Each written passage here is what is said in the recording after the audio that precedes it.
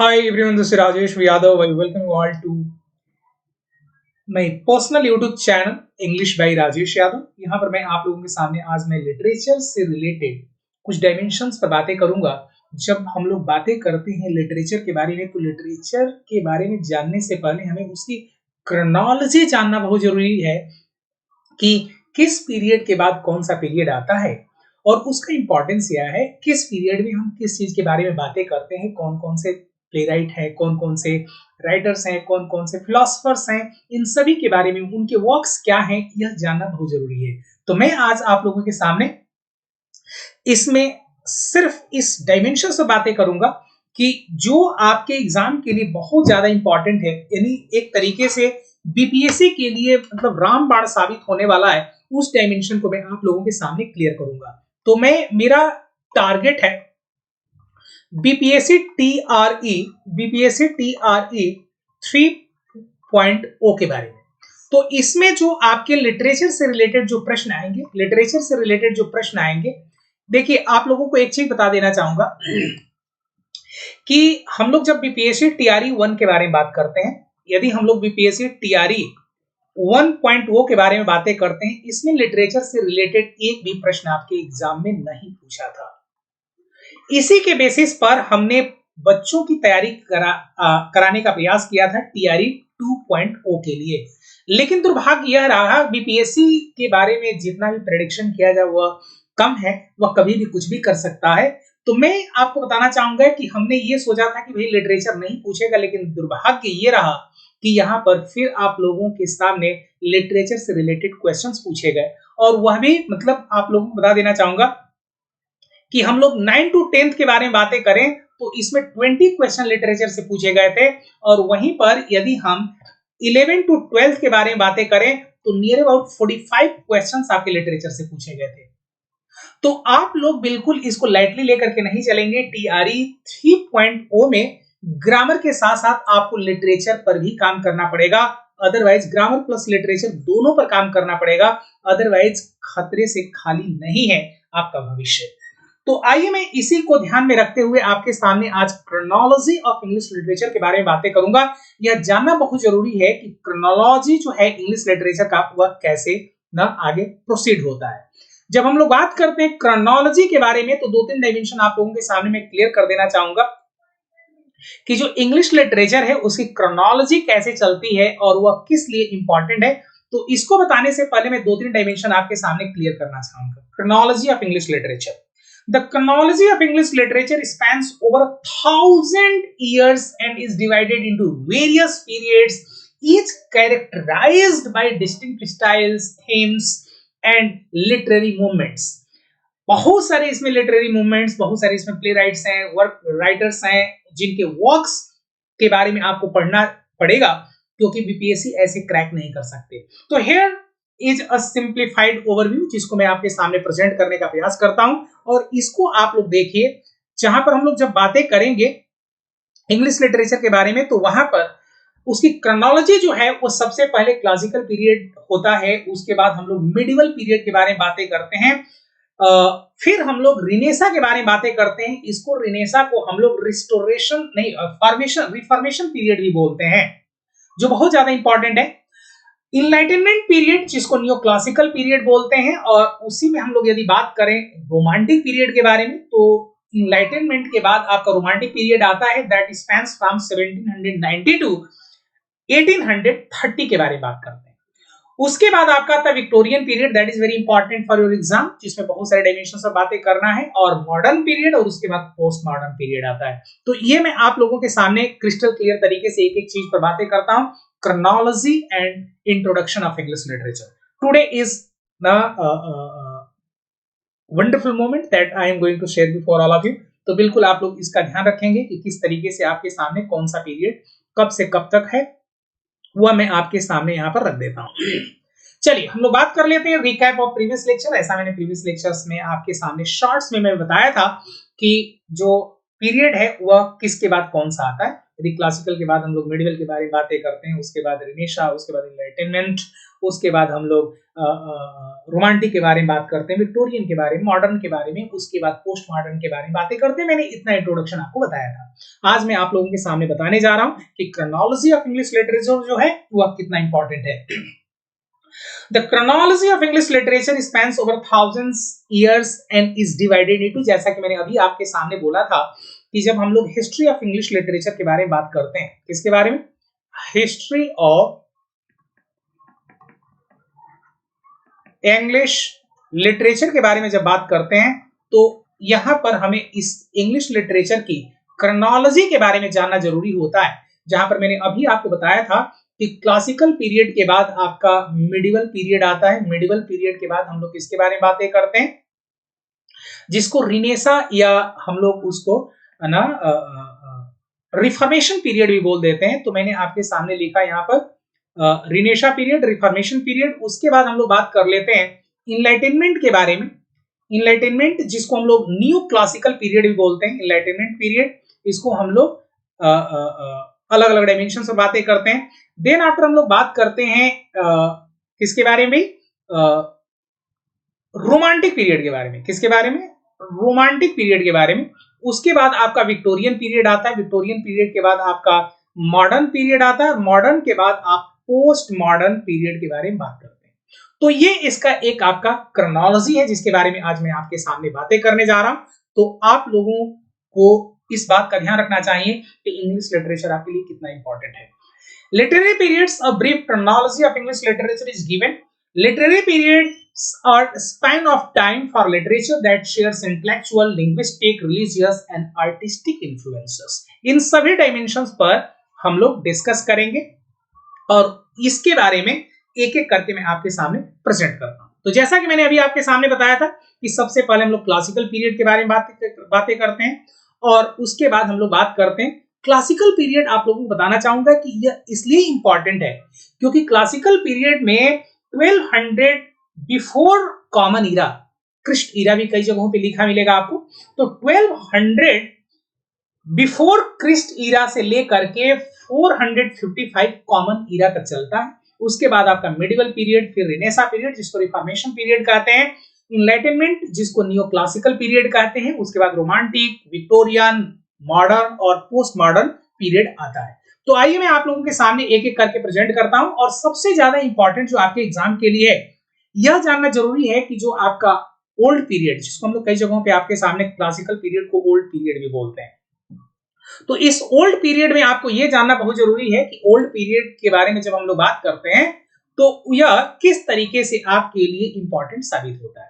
That begins with the Anglo-Saxon settlement of England, dominated by epic poetry like Beowulf, influenced by Germanic traditions। तो इसके बारे में हम लोग बात करते हैं और ये ओल्ड इंग्लिश लिटरेचर कहा जाता है। तो आइए हम यहाँ पर बात कर लेते हैं कि क्रोनोलॉजी कैसे चलती है और क्रोनोलॉजी को समझने के लिए आपके सामने दूसरा डायमेंशन, जहां पर हम लोग ओल्ड इंग्लिश लिटरेचर के बारे में बातें करते हैं जो 400 से लेकर के आपके 1066 तक चलता है। खास करके इसमें हम लोग किसके बारे में बात करते हैं? सेटलमेंट ऑफ इंग्लैंड, जिसको एंग्लो सैक्सन पीरियड भी कह देते हैं, dominated by epic poetry like Beowulf, influenced by Germanic traditions. तो आते हैं यहां पर आपके सामने क्रोनोलॉजी ऑफ इंग्लिश लिटरेचर। जो क्रोनोलॉजी ऑफ इंग्लिश लिटरेचर है वह आपके सामने मैंने अभी आपको बताया कि यह 1200 BCE से लेकर के 455 कॉमन ईरा तक चलता है। और ये पीरियड आपके लिए इसलिए भी बहुत ज्यादा इंपॉर्टेंट हो जाता है क्योंकि इस पीरियड में पता है हम लोग किस किस चीज के बारे में बातें करते हैं।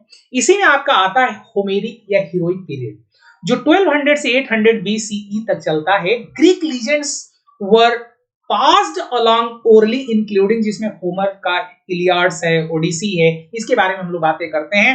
वहीं पर this is a Teutonic period of warrior princes, wandering sea traders ना, इसमें फियर पायरेट्स के बारे में बातें होता है। वहीं पर हम लोग जहां पर इसी पीरियड में जो क्लासिकल पीरियड है, इसी में आपका ग्रीक का इन्वेंशन होता है, जिसमें Greek writers, play rights, philosophers आपको देखने को मिलते हैं, जिसमें हम अरिस्टोटल के बारे में बातें करते हैं, प्लेटो के बारे में बातें करते हैं, सोक्राट्स के बारे में बात करते हैं। बहुत सारे ना राइटर्स और प्ले राइट के बारे में यहाँ पर हम लोग बातें करते हैं। आइए मैं आपको बताना चाहूंगा कि उसके बाद आपका आता है मिडिवल पीरियड जो मैंने अभी आपको बताया था। देन आफ्टर हम लोग बात करते हैं किसके बारे में, रिनेसा पीरियड के बारे में, जो आपका 1485 से लेकर के 1660 तक चलता है, जिसको हम लोग रिफॉर्मेशन पीरियड भी बोल देते हैं। तो आप लोग ध्यान रखेंगे, रिनेसा जो है इसी को हम लोग रिफॉर्मेशन पीरियड भी बोलते हैं। रिनेसा पीरियड को हम लोग क्या बोल देते हैं भाई, रिफॉर्मेशन पीरियड भी बोल देते हैं, रिफॉर्मेशन पीरियड भी बोल देते हैं। तो कंफ्यूज नहीं होंगे, कई जगहों पे रिफॉर्मेशन पीरियड को ही ना लिखा रहता है, what do you understand by reformation period and what is the period spans from XYZ date to XYZ date, इसके बारे में आपको जानकारी होनी चाहिए। नेक्स्ट हम लोग बात करते हैं इनलाइटनमेंट पीरियड, जिसको नियो क्लासिकल पीरियड के बारे में बातें करते हैं। यदि मैं नियो क्लासिकल पीरियड के बारे में बातें करूं ना, तो मैं आप लोगों के सामने 2-3 डायमेंशन क्लियर करना चाहूंगा। वो पता है क्या, 2-3 चीजों को ध्यान रखें जब हम लोग नियो क्लासिकल के बारे में बात करते हैं। तो वो पता है क्या है, जिसको हम लोग नियो क्लासिकल पीरियड कहते हैं, जिसको हमने कहा कि नियो क्लासिकल पीरियड वह क्यों बहुत ज्यादा इंपॉर्टेंट है, जो 17th सेंचुरी में हम लोग बात करते हैं, that refers to increased influence of classical literature upon these centuries. The neoclassical period is also called the Enlightenment due to the increased reverence for logic and disdain for superstition. यहाँ पर बहुत सारे superstitions था, अंधविश्वास था एक तरीके से ना, ये करेंगे तो ऐसा हो जाएगा, ये करेंगे तो ऐसा हो जाएगा, कुछ नहीं होता, वही होता है जो होने वाला होता है।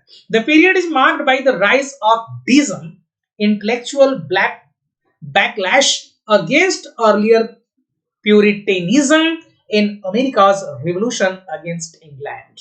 तो ये आपका न्यू क्लासिकल पीरियड है।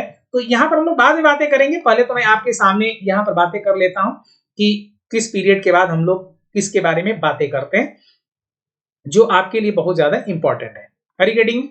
चलिए, तो हमने आपको बताया कि उसके बाद रोमांटिक पीरियड आता है, रोमांटिक पीरियड के बाद हम लोग विक्टोरियन पीरियड के बारे में बात करते हैं, उसके बाद हम लोग मॉडर्न पीरियड के बारे में बातें करते हैं, देन आफ्टर हम लोग पोस्ट मॉडर्न पीरियड के बारे में बातें करते हैं। और पोस्ट मॉडर्न पीरियड वह है जो 1945 के बाद का पीरियड कहलाता है।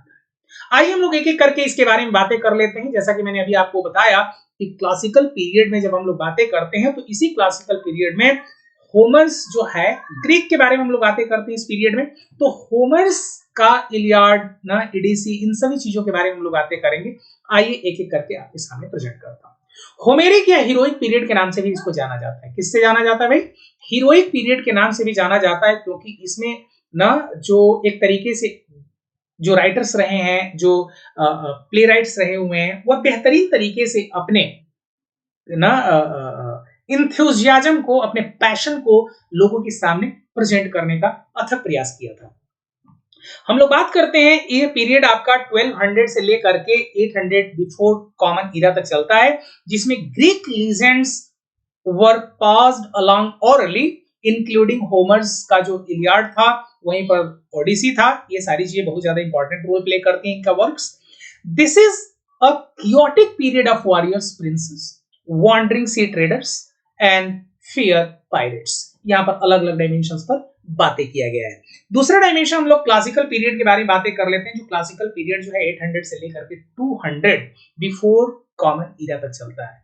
अब इसमें आपको ये समझना बहुत जरूरी हो जाता है कि यहाँ पर जो ग्रीक राइटर्स रहे हैं, जो प्ले राइट्स रहे हुए हैं, नॉवलिस्ट रहे हुए हैं, जो आपके फिलोसफर्स रहे हुए हैं, जिनमें से आपके सामने ना गोर्गियस, एसोप, प्लेटो, सोक्रेटिस, अरिस्टोटल, यूरिपाइड्स, सोफोकल्स के बारे में हम लोग बात करते हैं। और यही नहीं, द 5th सेंचुरी 499 से लेकर के 400 before common era is a particular is renowned as the golden Greece of golden age of Greece के बारे में बात करते हैं। ये पीरियड जो जाना जाता है, जो 5th सेंचुरी वाला पीरियड है, इसको हम लोग गोल्डन एज ऑफ ग्रीस के बारे में भी जानते हैं। तो कहीं पर आपके सामने लिख देता हूं, जो 5th सेंचुरी था, इसको हम लोग किस नाम से जानते हैं भाई? Golden age of Greece. Golden age of Greece के बारे में बात करते हैं। तो कई बार यदि मान लीजिए आपसे पूछा जाए कि गोल्डन एज ऑफ ग्रीस जो है, उस कौन सी सेंचुरी को कहा जाता है या कौन सा पीरियड है, तो आप पीरियड ये बताएंगे और आप उसको 5th सेंचुरी भी बता सकते हैं। तो दोनों तरीके से आपके एग्जाम में प्रश्न आ सकते हैं। हरी गेटिंग? आइए हम लोग दूसरे डायमेंशन बात कर लेते हैं, और इसको बताने से पहले मैं 2-3 चीजों को क्लियर करना चाहता हूं। वह पता है क्या? वह यह है कि जब हम लोग बात करते हैं नियो क्लासिकल के बारे में, तो उसके बाद हम लोग दो डायमेंशन आपके सामने, ग्रीक के बारे में बात किया, उसी में हीरोइक पीरियड के बारे में बात की, ये भी क्लासिकल पीरियड का ना एक तरीके से ना इंग्रेडिएंट्स है, डायमेंशंस है जो मैं प्रेजेंट कर रहा हूं। अब इसी में हम लोग रोमन पीरियड के बारे में बातें करते हैं, जो क्लासिकल रोमन पीरियड है 200 बिफोर कॉमन ईरा से लेकर के 455 कॉमन ईरा तक चलता है। और इस पीरियड में ग्रीक का जो कल्चर है gave away to Roman power when Roman conquered Greece in 146 ना कॉमन ईरा में। एक जब ना ग्रीस को ना रोम ने एक तरीके से कंकर्ड कर लिया था 146 में, तो वहां पर एक ना आपको देखने को मिलेगा कि एक ग्रीक का जो कल्चर था एक तरीके से उसका डाउनफॉल हो गया। और उसी में हम लोग बात करते हैं कि Roman republic was traditionally founded in 509 before common era. और यहां पर हम लोग बात करते हैं it was limited in size until later playwrights of this time includes, इसमें हम लोग प्लॉटस के बारे में बातें करते हैं, टेरेंस के बारे में बातें करते हैं, तो अलग अलग इसमें प्लेराइट्स हैं। जब हम लोग बात करते हैं कि रिपब्लिक जो रोम ना एक तरीके से slid into dictatorship under Julius Caesar के एक तरीके से वहां पर जूलियस सीजर जो है अपना वर्चस्व स्थापित कर लिया था, and finally into a monarchial empire under Caesar Augustus in 27 common era में। तो ये आपके सामने देखने को मिलता है और ये मैं आप लोगों को क्लियर करता हूं। ये हम लोग यहाँ पर एक एक चीज को मैं आपके सामने प्रेजेंट कर देता हूं। देखिए, जैसा कि मैंने अभी आपको बोला कि क्लासिकल जो रोमन पीरियड है कब से कब तक चलता है, और यहाँ पर ग्रीक का जो कल्चर है एक तरीके से रोमन पावर आने के बाद खत्म हो जाता है और वहां पर रोम ने कनकर्ड कर लेता है ग्रीस को 146 कॉमन ईरा में, जैसा कि मैंने अभी आपको बताया। इसमें सबसे ज्यादा इंपॉर्टेंट यह है कि जो इसमें प्लेराइट्स इस समय के रहे हुए वह आपके प्लॉटस टेरेंस रहे हुए हैं। After nearly 500 years as a republic, आपको बताना चाहूंगा कि रोम जो है एक तरीके से ना तानाशाह के हाथ में चला जाता है, और तानाशाह का नाम क्या था भाई? Julius Caesar, Julius Caesar. और फाइनली जो है एक तरीके से वहां पर ना मोनार्की आ जाती है, जहां पर किंग और क्वीन का एक शासन चलने लगता है under the Caesar Augustus in 27 common era में। ध्यान रखेंगे, लेटर इस पीरियड को हम लोग कहते हैं कि रोमन इंपेरियल पीरियड, इसी को हम लोग बाद में क्या कहने लगे भाई? Roman imperial period. और यहां पर ये आपको जानना चाहिए कि रोमन राइटर्स के बारे में जब बात करते हैं, जिसमें ओविड, होरेस और वर्गिल भी आते हैं, तो ये अलग अलग राइटर्स रहे हुए हैं जिनका बहुत ज्यादा इंपॉर्टेंस है इस पीरियड में। Roman philosophers include Marcus Aurelius and Lucretius. ये आपके अलग अलग क्या है भाई? फिलोसफर्स रहे हो, रोमन राइटर्स रहे हो। तो रोमन राइटर्स में आपके कौन कौन से भाई? रोमन राइटर्स में आप यदि मान लीजिए रोमन राइटर्स के बारे में बातें करते हैं, रोमन राइटर्स में आपका ओलिव, होरेस और वर्गिल के बारे में बात करते हैं। यदि हम लोग रोमन फिलोसोफर के बारे में बातें कर लेते हैं, तो रोमन फिलोसोफर में आपके कौन कौन से आते हैं भाई? मार्कस ऑरियल और ल्यूक्रिटस। वहीं पर हम लोग ना रोमन प्लेराइट के बारे में बातें करते हैं, प्लेराइट के बारे में बातें कर लेते हैं, तो इसमें आपके आते हैं प्लॉटस और टेरेंस। ठीक है, ध्यान रखें आपको इसमें यदि हम लोग रोमन फिलोसोफर्स के बारे में मैंने बताया, रोमन यदि हम लोग बात कर लेते हैं ना रिटोरिशियन के बारे में, तो इसमें आपके सीजर्स ना सिसेरो और क्विंटिलियन भी आते हैं, जो बहुत तरीके ना अलग अलग डायमेंशंस पर अपना इंपॉर्टेंस दर्ज कराया है हिस्ट्री में, रोमन हिस्ट्री में इनके बारे में जानना है। चलिए नेक्स्ट आपके सामने हम लोग बात कर लेते हैं, और वह आपका पीरियड जब हम लोग बात करते हैं तो दूसरा पीरियड आपका आता है, और पता है क्या है? सेकंड पीरियड के बारे में बात करते हैं, तो वह इसी में थोड़ा सा मैं और यदि मैं एक्सटेंड करना चाहूं तो मैं कहूंगा ना पैट्रिस्टिक पीरियड, जो आपका जो क्लासिकल पीरियड है उसी में एक आता है पैट्रिस्टिक पीरियड, जो 70 कॉमन ईरा से लेकर के 455 कॉमन ईरा तक चलता है। और इसमें मैं बात करना चाहूंगा अर्ली क्रिश्चियन राइटर्स जो थे ना, सेंट अगस्टाइन के बारे में बात करते हैं, टेटुलियन के बारे में बात करते हैं, सेंट साइप्रियन के बारे में बात करते हैं, सेंट एम्ब्रोज के बारे में बात करते हैं, सेंट जीरोम के बारे में बातें करते हैं। तो यह भी मैं आप लोगों के सामने बता देता हूं कि पैट्रिस्टिक जो पीरियड है वो 70 सीई से लेकर के 455 सीई तक चलता है। तो इसको भी आप लोग थोड़ा सा समझ लीजिए जो आपके इंपॉर्टेंट है, और ये मैंने आपके सामने प्रेजेंट कर दिया। जो पैट्रिस्टिक पीरियड मैंने आपको अभी बताया कि इसमें कौन कौन से लोग हैं। यहाँ पर क्रिश्चियन राइटर्स का बहुत ज्यादा इन्फ्लुएंस हो जाता है पैट्रिस्टिक पीरियड में, जो 70 कॉमन इरा से लेकर के 455 कॉमन इरा तक चलता है, जिसमें Saint Augustine, Tertullian, Saint Cyprian, Saint Ambrose, Saint Jerome के बारे में हम लोग बात करते हैं। ध्यान रखें, ये चूंकि क्रिश्चियन राइटर्स हैं, इसलिए इसमें अगस्टाइन, टेटेरियन और हम लोग बात करते हैं साइप्रियन, एम्ब्रोस और जीरोम के बारे में। तो ये आपके क्या है भाई, ये क्रिश्चियन राइटर्स हैं जो पैट्रिस्टिक पीरियड के में बहुत ज्यादा इंपॉर्टेंट रोल प्ले करते हैं। ध्यान रखें, यहां पर ये पीरियड जो है, this is the period when Saint Jerome first compiled the Bible. सबसे पहले जीरोम ने बाइबल को कंपाइल किया था। Christianity spread across Europe and the Roman Empire suffered its dying convulsion। एक तरीके से क्रिश्चियनिटी अपने वर्चस्व पर था, अपने चरम सीमा पर था, और उसके साथ ही आपको देखने को मिलेगा कि रोमन एम्पायर का धीरे धीरे पतन होता जा रहा है इस पीरियड में।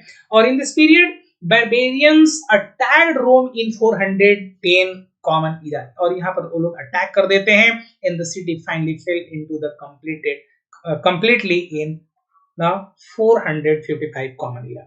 और एक तरीके से आपको 455 में ये देखने को मिलता है कि भाई वहां पर किसका वर्चस्व हो जाता है उग्र तत्वों का, वहां पर एक तरीके से एलिमेंट्स आ जाते हैं और वह उस पर कब्जा कर लेते हैं।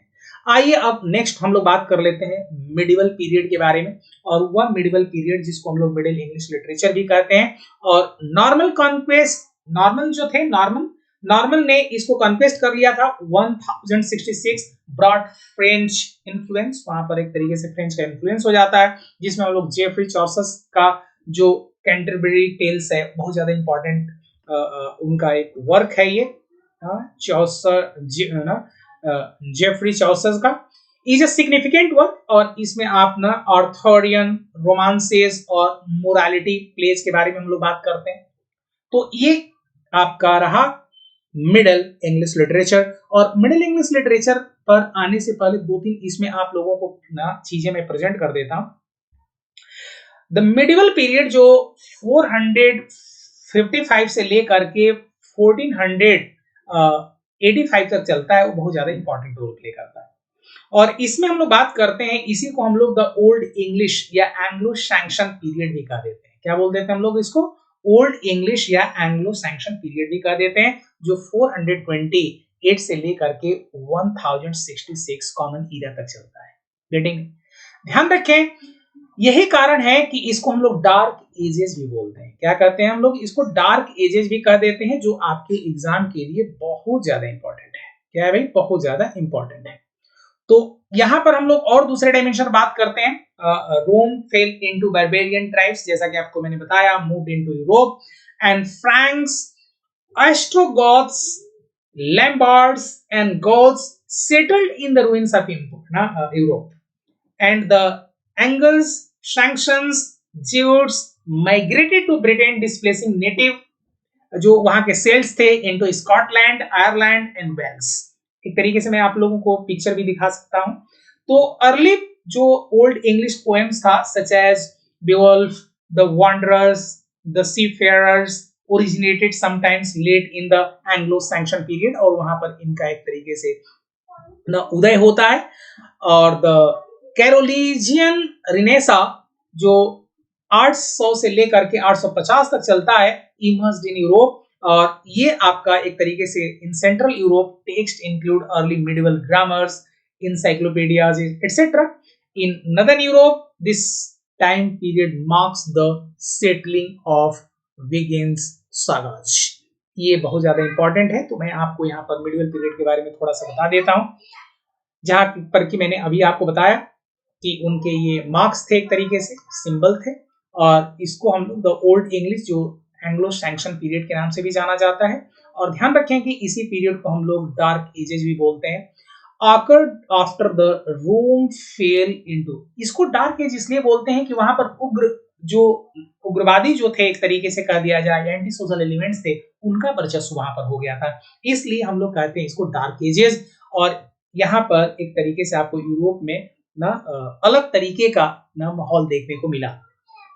मैंने आपको बताया कि Franks, Ostrogoths, Lombards, Goths settled in ruins of Europe, and the Anglo-Saxons and Jews migrated to Britain, displacing native set। और एक तरीके से आपको बताना चाहूंगा कि जो वहां के नेटिव थे, उनको उन लोगों ने, ब्रिटेन के जो नेटिव थे, उनको भी एक तरीके से वो क्या कर दिए भाई, डिस्प्लेस कर दिए into Scotland and Ireland and Wales में। Early old poems such as Beowulf, The Wanderer, The Seafarer originated sometimes late in the Anglo-Saxon period. The Carolingian Renaissance 800 से लेकर के 850 कॉमन इरा तक emerged in Europe। आपको देखने को मिलेगा कि जो एंग्लो-सैक्सन पीरियड था,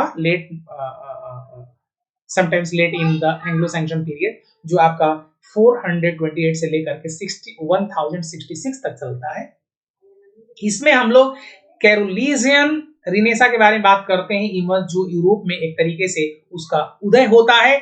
और in central Europe text include early medieval grammar, encyclopedia etcetera, बहुत सारी चीजें वहां पर आप देखने को मिलता है। In the northern Europe this time period marks setting the Vikings sagas के बारे में बात करते हैं। ठीक है, आइए हम लोग दूसरे डायमेंशन बात कर लेते हैं। और यहाँ पर मैं आप लोगों को क्लियर करना चाहूंगा कि जब एंग्लो सैक्सन के बारे में बातें करते हैं तो यह हमें कतई नहीं भूलना चाहिए कि इसी पीरियड में हम लोग मिडिल इंग्लिश पीरियड के बारे में बात करते हैं। किसके बारे में? मिडिल इंग्लिश पीरियड, जो 1066 से लेकर के 1450 यानी 1066 टू 1450 कॉमन इरा तक चलता है। इसमें जो नॉर्मन फ्रेंच जो आर्मीज था, एक तरीके से invaded and conquered England under William first के नेतृत्व में ना कंकर्ड कर लिया जाता है इसको, इंग्लैंड को। This marks the end of Anglo Saxon hierarchy and emergence of the 12th century renaissance. 12वीं शताब्दी का जो रिनेसा था, उसके इमर्जेंस का एक प्रतीक रहा है ये, जिसको हम लोग मिडिल इंग्लिश पीरियड बोलते हैं। दैट गोज फ्रॉम 1066 टू 1450 तक। और ये आपको मैं बता देना चाहूंगा कि इसी में हम लोग फ्रेंच ना शिवेलरिक रोमांसेस के बारे में बात करते हैं, सच एज वर्क्स बाय ना Chrétien de Troyes and French fables आपको देखने को मिलता है, such as the works of Marie de France and Jean de Meun spread in popularity. बहुत ज्यादा एक तरीके से उनका ना एक तरीके से ख्यात उनको देखने को मिला।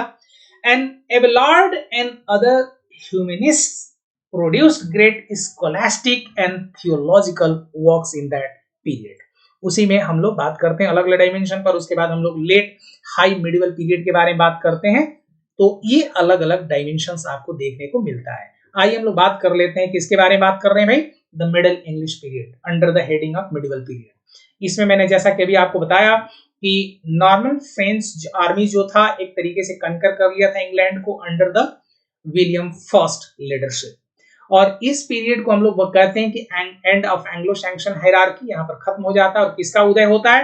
12th सेंचुरी रिनेसा का उदय होता है यहाँ पर। और फ्रेंच शिवेलरीज रोमांसेस जो थे, जिसमें आपको अलग अलग वर्क्स देखने को मिलते हैं, हम लोग बात करते हैं क्रिश्चियन डी ट्रोयस के बारे में, चाहे फ्रेंच फेबल्स के बारे में।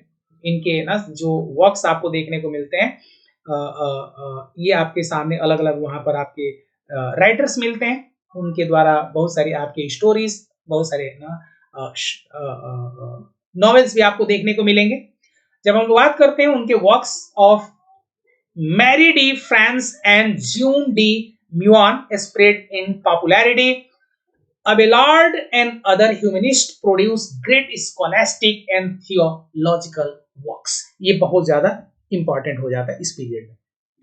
उसी के बाद हम लोग बात करते हैं किसके बारे में? लेट और high medieval period. This often 12th period is marked by the Middle English writings of Geoffrey Chaucer, the Gawain or Pearl's poet, the Wakefield Master, the William Langland.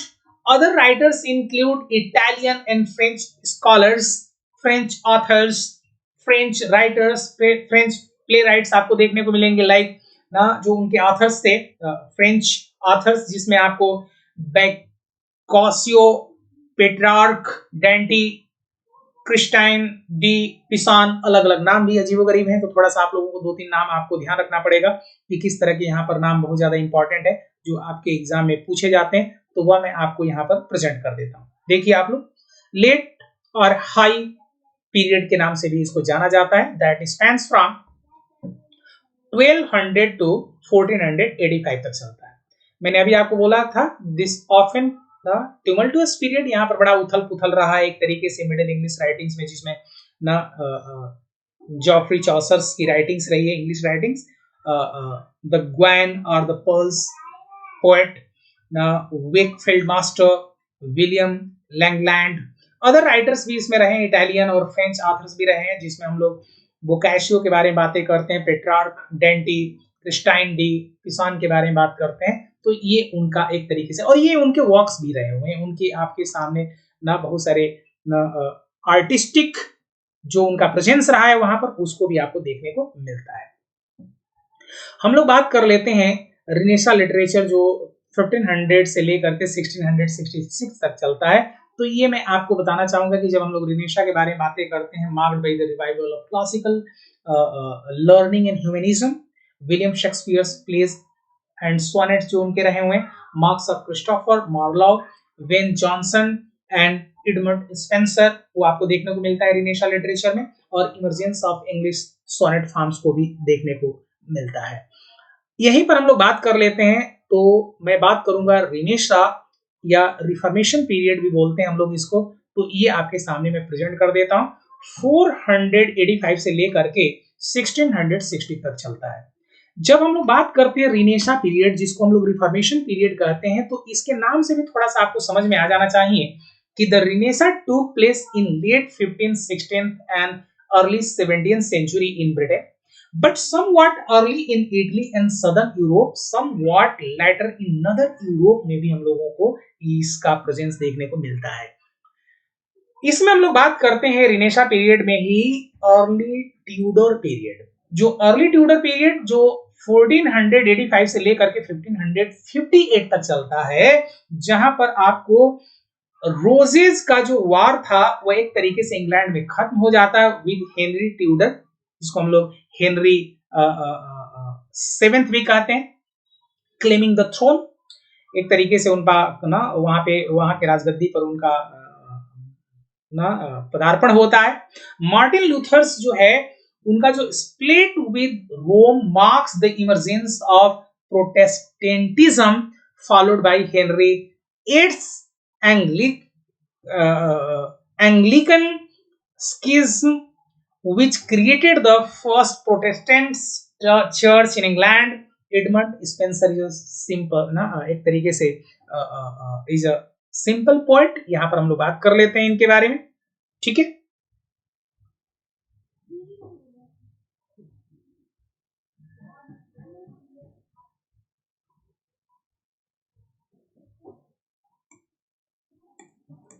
एक मिनट के लिए थोड़ा सा वेट करेंगे, please wait for a moment.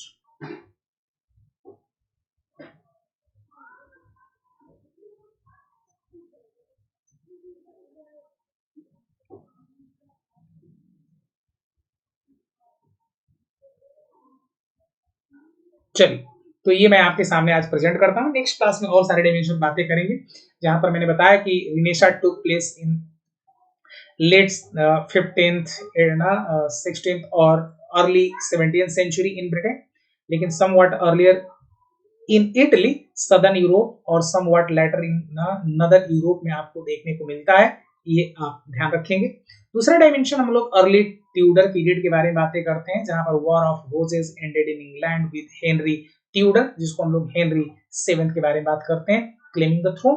Martin Luther's split with Rome marks the emergence of Protestantism, followed by Henry VIII's Anglican schism, which created the first Protestant church in England। एक तरीके से आपको वहां पर जो इंग्लैंड में Protestant church जो था पहले क्रिएट किया गया था हेनरी एट्थ के द्वारा। एडमंड स्पेंसर हैं वो एक तरीके से ना एक सैंपल पोएट के तौर पर उनको देखा जाता है इस पीरियड में। तो इसको मैं आपके सामने, इसका जो दूसरा डायमेंशन है वह मैं नेक्स्ट क्लास में आपके सामने प्रेजेंट करूंगा। तो आज के लिए मैं आप लोगों से विदा लेना चाहूंगा। Thank you very much, bye bye, take care. और इस पर किस तरह के प्रश्न आते हैं वो भी मैं आपके सामने प्रेजेंट करूंगा। Thank you very much.